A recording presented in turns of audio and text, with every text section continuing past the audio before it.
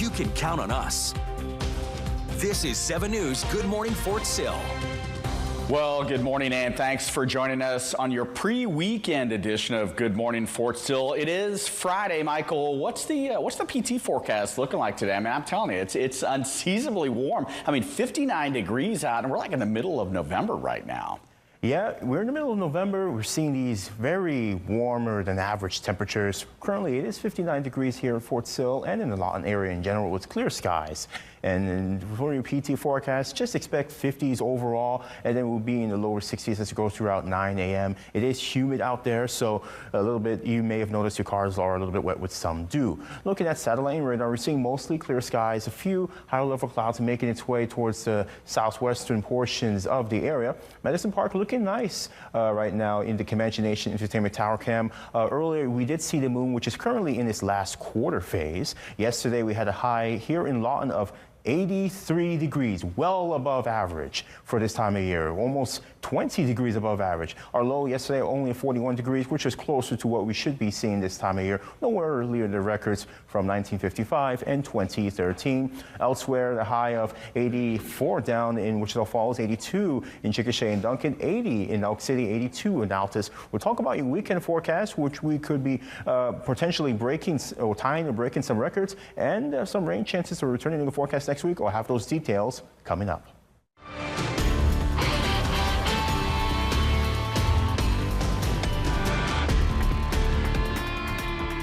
Well, the federal government is back open again, so everything's normal, right? Well, not so fast. Government officials say it's not that easy. Furloughed federal workers are returning back to work with hefty to-do lists. Amy Kiley has more on the challenges that they face as they try to catch up. It will take time for this all to get back up and running. Some functions of the federal government are getting back online quickly post-shutdown. Others face impediments. The Agriculture Secretary says SNAP benefits should go out by Monday at the latest. It's moving, it's coming, and for those who really depend on it, good news is on the way. Officials say certain federal employees should start getting back pay today. Some agencies warn it could take another week to make their staffs whole. One factor that is hampering it is a lot of these payroll offices have been cut down in size as part of the early downsizing efforts that the administration took very early on in President Trump's term. Officials say such layoffs also are complicating efforts to get heating and utilities assistance to qualified Americans. Meanwhile, the Smithsonian says it's opening its museums and zoo on a rolling basis starting today. The National Gallery says it'll be fully open by tomorrow. Conservationists say some national parks are dealing with litter and graffiti after operating with skeleton crews. As for air travel, the FAA continues to cut flights as air traffic controllers return to work. But Delta Airlines CEO sounds optimistic. I think we'll be back a lot faster than people think. Thanksgiving is going to be a great holiday period of travel. I'm Amy Kiley reporting. Well, some headlines that came out yesterday. War Secretary Pete Hegseth has announced a new operation aimed at quashing narco-terrorists in the Western Hemisphere. Dubbed Operation Southern Spear, the mission is being carried out by U.S. Southern Command and Joint Task Force Southern Spear. Secretary Hegseth says the mission, quote, defends our homeland, removes narco-terrorists from our hemisphere, and secures our homeland from the drugs that are killing our people. The Western Hemisphere is America's neighborhood, and we will protect it. Well, heads up, if you use Reynolds Army Health Clinic for your health care needs, the urgent care clinic will be closed on Sundays for the remainder of November. If you are a TRICARE beneficiary, so a family member, you are urged to use any of the 5 TRICARE Network urgent care clinics in the Lawton Fort Sill area. Those include Wellfast Urgent Care on Gore, Express Wellness, and Access Medical Center on Cash Road, as well as Lawton Community Health Care Center clinics. Please note that active duty service members are not authorized to receive care at local urgent care clinics and must receive care at their enrolled military medical treatment facility. If you do have an emergency, you can call 911 or go to the nearest emergency room. Taking a look at some of your local events, and we've been talking about this one specifically. USO Entertainment is bringing comedian Chris Gethard to Fort Sill's Historic Patriot Club tonight. That show is 1 hour, starts at 7 p.m. It is free and open to adults 18 years and older. For more information, you can visit the USO Oklahoma's Facebook page. And Shepherd Air Force Base is inviting teens to come hoop it up at their 3-on-3 basketball tournament this weekend. It's set for tomorrow night from 7 to 9 p.m. at the Madrigal Youth Center. The tournament is free and open to all kids ages 13 to 18 who are attending high school. To reserve your spot, you can call the Youth Center at the number on your screen.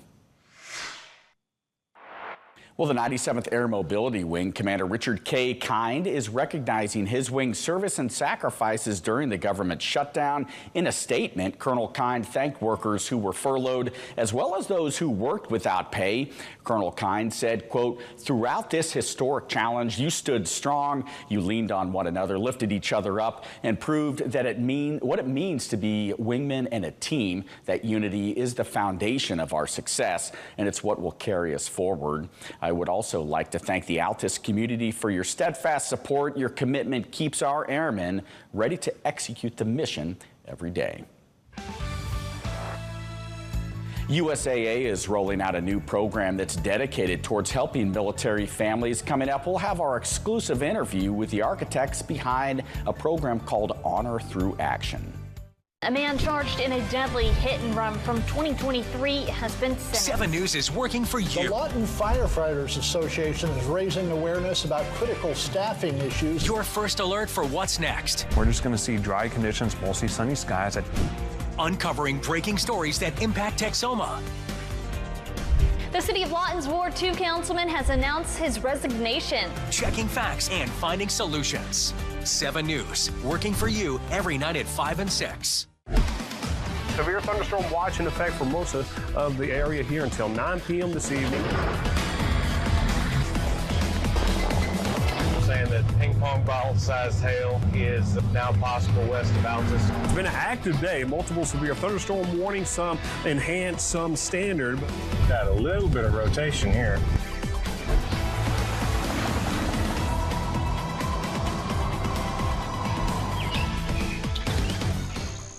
First alert forecast with meteorologist Michael Amanqua. Well, good morning, everyone. We're seeing temperatures a lot more milder than we saw this time yesterday. We're seeing temperatures mainly in the upper 50s and lower 60s.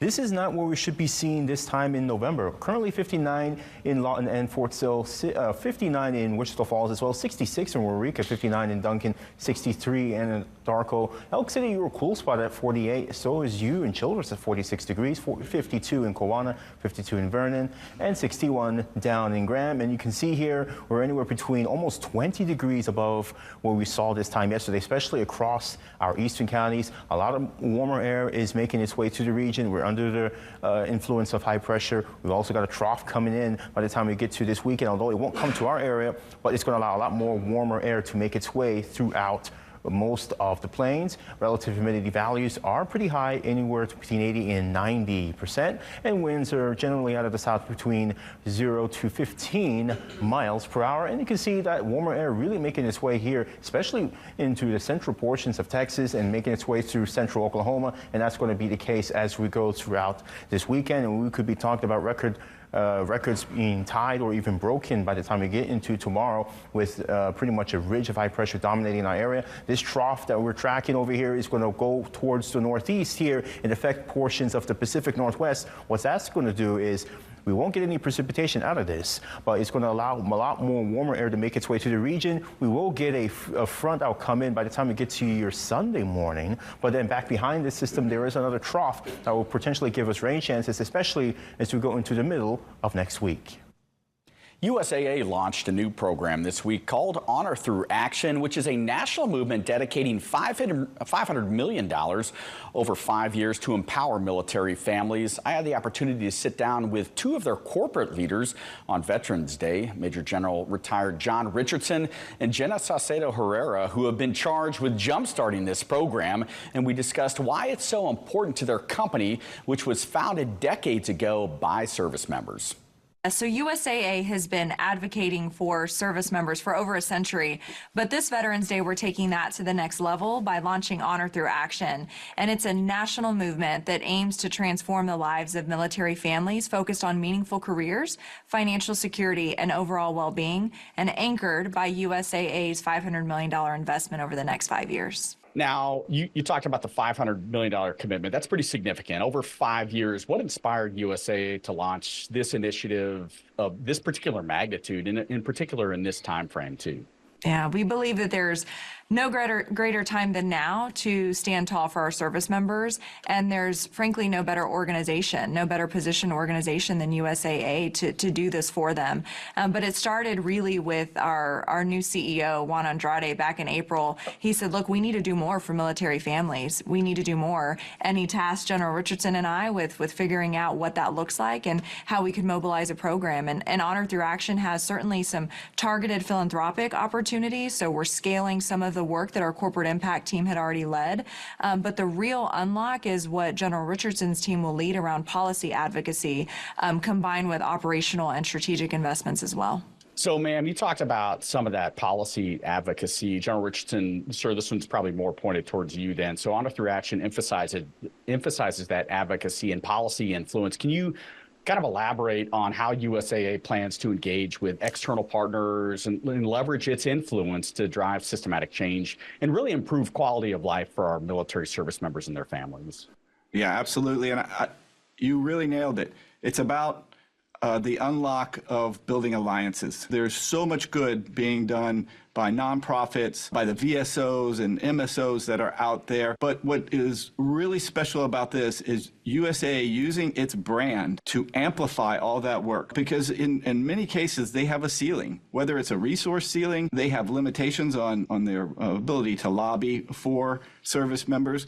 But USAA can come and unlock that potential and really amplify their efforts to attack root causes and not just strictly what is directly in front of us with philanthropic dollars, but long-term change, leveraging our brand and leading this alliance. Now, kind of along that same line then, how specifically is USAA going to really foster some of those effective partnerships across? Because you're talking about reaching across multiple sectors, right? Public, private, nonprofit sectors. How are you going to do that to ensure, delivering reach through this particular program? The CEO has made a major investment in standing up a policy team. And I think this is so unique. It's so innovative, and it's really bold. The idea of standing up a policy and alliance organization in a private company to drive purpose and not profit. The whole purpose of my organization inside of USAA is to unite the different resources out there, build these alliances with our long-term nonprofit partners. These partners have been our coalition partners for decades. Elizabeth Dole Foundation, TAPS, but on a philanthropic parallel. And now we're taking this to the policy and helping them drive the policies that they have been pushing for a long time to assist our military families and veterans and the currently serving. So for veterans and their families that are interested in accessing the support, right, what's the process for engaging with the Honors Through Action initiative? And where can they find the assistance? Yeah, I would start at usaa.com/Veterans Day. You can also check out our social media channels, and that will directly link you to multiple nonprofits, but also other resources and ideas that we're working through with this launch.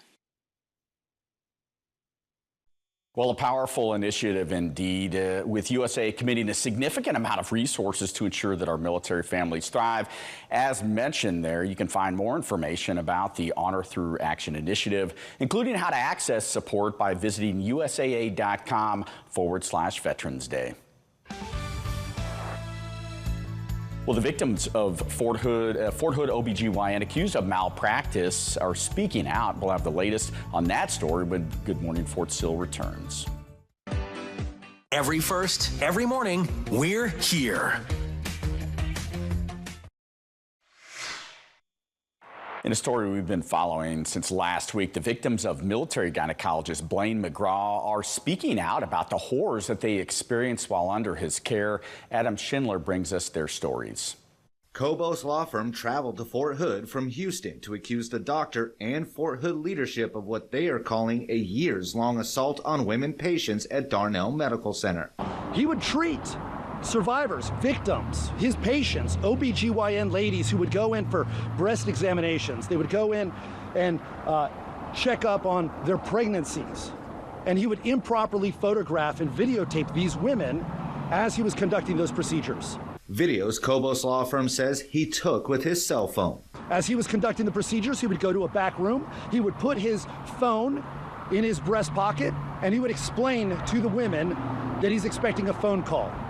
3 of the 16 clients the law firm is currently representing shared some of what they say they experienced. One victim traveling all the way from Colorado to do so. As a physician I once trusted from the Women's Center, only to have that trust violated when he took it upon himself to perform a second vaginal surgery on me without my consent while under general anesthesia, and was manipulated into believing this was okay when I was in recovery and in pain. Others who just wanted to get an ultrasound or have their first child. He crossed professional and personal boundaries in ways that made me feel deeply uncomfortable and unsafe. He then further violated my trust by lying in his clinical report about the things that he said and the ways that he touched me during that visit. Before, every time I looked at my son, I would remember those first few days with so much love and happiness. Now, every time I remember, all I can think about is how I was violated during the most vulnerable time of my life. His actions, combined with the failure of the hospital to protect me and my privacy, will impact myself and the other victims for the rest of our lives. The Veterans Cemetery in Lubbock, Texas, that was set to open next month is now facing delays. City leaders approved the land and broke ground on the site over 2 years ago, but construction delays are forcing the opening ceremonies to be postponed. As of right now, there's no new date announced for the grand opening. Once it does open, more than 1,200 pre-registered veterans and family members will be laid to rest. Well, new information has come to light on the Office of Hawaiian Affairs' push to limit U.S. military training in the Aloha State. Governor Josh Green named the organization's interim administrator to the Advisory Committee for Military Leased Lands. OHA trustees voted yesterday to oppose rapid negotiations that Governor Green is pushing for after learning that the Army is considering land condemnation to continue training in Hawaii. OHA says that the Army's goal to wrap up negotiations by the end of the year would violate state laws and cut out public participation. It is the same tired tactic colonizers have used for generations. Recycled, repackaged, but always with the same intent: to divide us, to pressure us, to push us towards surrendering what is sacred. The trustees also voted to propose a state constitutional amendment to ban live fire training on former Hawaiian Crown lands. OHA is planning public meetings on the lease issue later this month.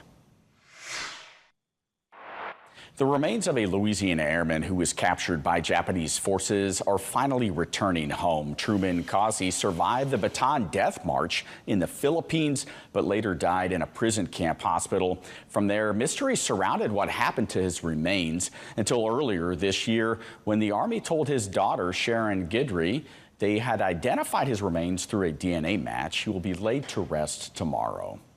And the Navy's latest Independence variant littoral combat ship is set to be commissioned this weekend. Rachel Flynn got a sneak peek of the new ship before it sets off to join the Pacific Fleet. The commanding officer gave us a sneak peek inside the USS Pier before its formal commissioning ceremony this Saturday. The warship is the third ship named after the U.S. city of Pier. It is the best built, it's the most capable, and it is a huge asset for the fleet to bring into service.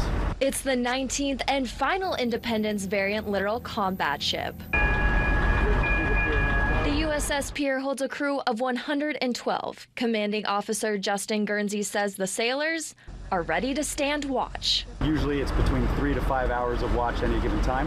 Standing watch, eating, sleeping, and then when we get a chance to recreate or train, we do that as well. When sailors get off a late watch, they have midnight rations, commonly referred to as mid-rats. That is a meal, or at least a heavy snack for sailors coming off watch. And all those meals are prepared right in the state-of-the-art kitchen.